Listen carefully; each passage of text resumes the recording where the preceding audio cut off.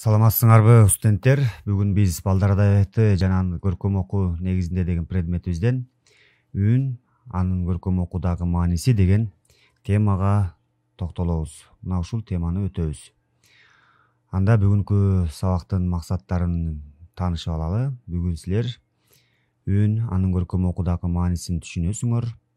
Жомок, тамсил, лирикалык ырлардын көркөм айтууга көнүгөсүңөр жана топто, жупта иштөөгө, бири-бириңер менен сыйлоого үйрөнөсүңөр. Эми мына ушулар өз максатына жетет эгерде силер үн, анын көркөм окуудагы маанисин жөнүндө түшүнө алсаңар, жомок, тамсил, лирикалык ырларды көркөм айта алсаңар жана топто, жупта иштөөдө бири-бириңерге сый-урмат көрсөтө алсаңар.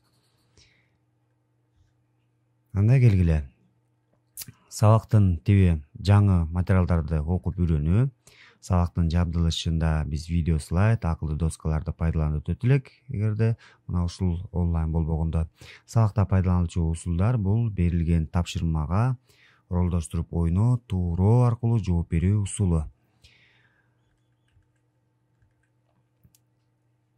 Студенттердин көбүн сабак буруу жана активдештирүү алуу үчүн аларды 3 топко бөлөбүз. Башкача айтканда силер 3 топко бөлүнөбүз. Баарыңарга белгилүү, бул экранда көрүп турганыңар адамдын өпкө кайсыл жерде түзүлгөн, кайсыл жерде турат, дал ошол жерден ал эмне, кандай кызмат аткарат, ошол жөнүндө сөз козгойбуз.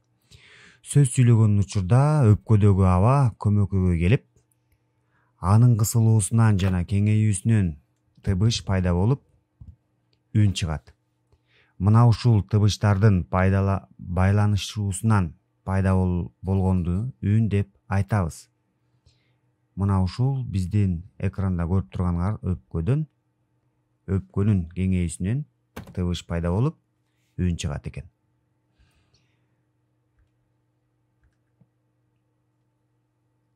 Үн белгилүү даражадагы күчкө, башкача айтканда жаңырууга жана тазалыкка ээ болууга тийиш.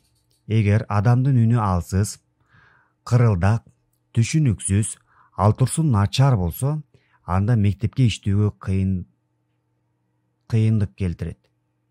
Иштөөгө мүмкүн да эмес.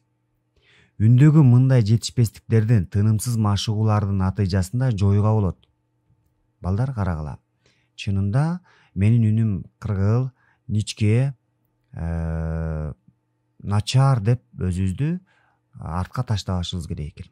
Бул үндү биз эмне машыгуулардын негизинде натыйжасында оңдоп койсок болот экен.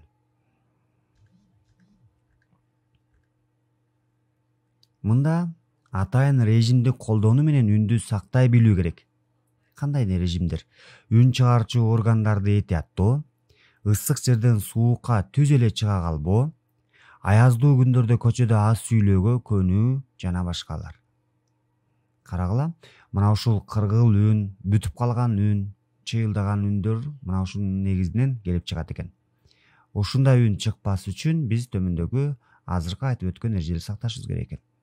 Үн негизинен күчкө, бийиктикке, созулмалуулукка, тыгыздыкка, сапатка ээ. Бул анын башкы сапаттары. Ушулар көркөм айтуунун каражаттары да болуп саналат. Мына көркөм айтуунун негизги каражаттары темп, тембр болуп эсептелет экен.